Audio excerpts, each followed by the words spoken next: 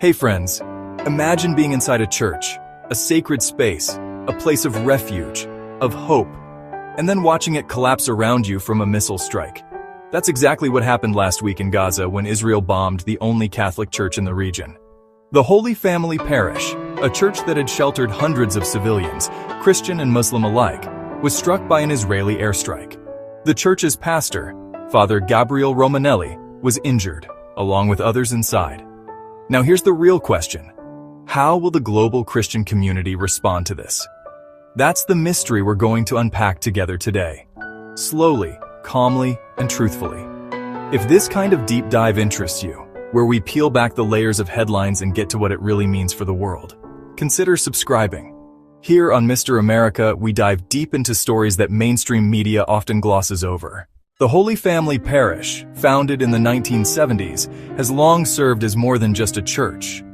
It's been a refuge during multiple wars, offering food, water, and shelter to those with nowhere else to go.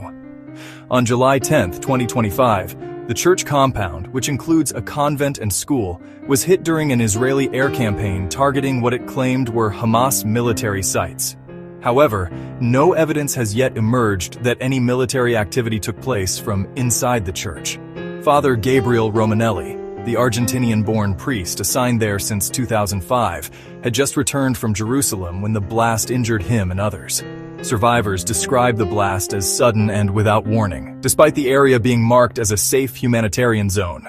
Now here's where it starts getting complicated.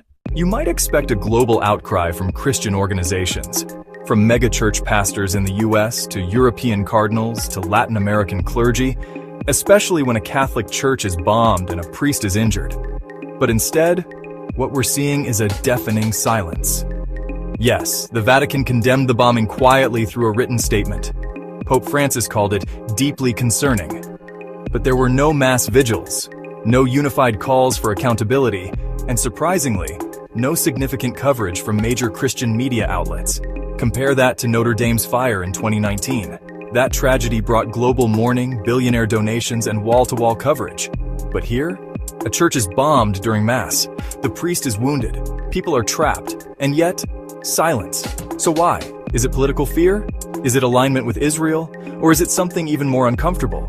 That Gaza's Christians are simply too invisible to matter.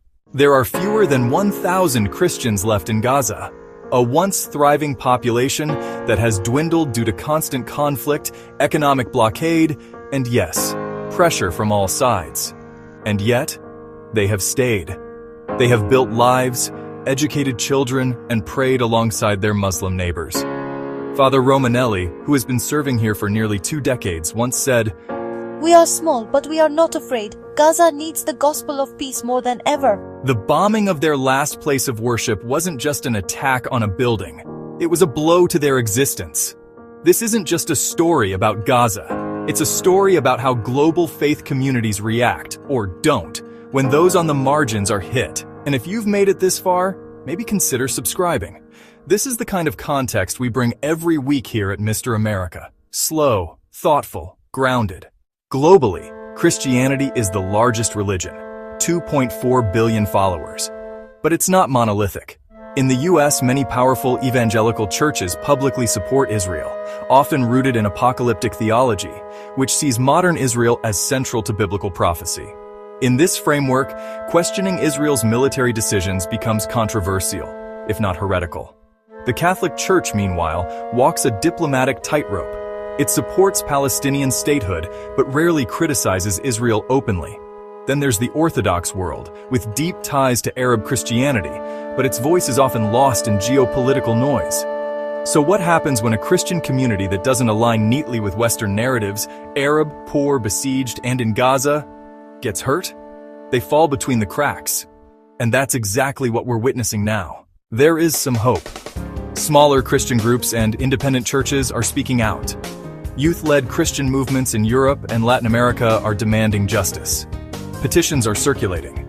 Some dioceses have held silent prayer services for the victims of the Gaza church bombing. And maybe that's where the answer lies. Not in top-down institutions, but in grassroots faith. But here's where I want to hear from you. Do you think the global Christian community will respond meaningfully, Or will this just be another footnote in a long list of forgotten tragedies? Tell me in the comments. Be honest. Share your heart. And if you've ever been part of a faith-based effort for justice, I'd love to hear your story. Faith is tested in war, not in how loud we pray, but in how we respond to the suffering of others. A church was bombed, not a symbol of war, a symbol of peace. A priest was injured while sheltering civilians. So the question isn't just how Christians will respond. It's how they choose to define their faith when it's not convenient, not popular, and not politically safe. Here on Mr. America, we don't just chase headlines. We chase the questions they leave behind. If you found this perspective meaningful, do subscribe. Share this with someone who cares. And if this stirred something in you, drop a comment. Let's talk about it. Until next time, stay curious, stay grounded, and remember, justice isn't a political opinion, it's a moral compass.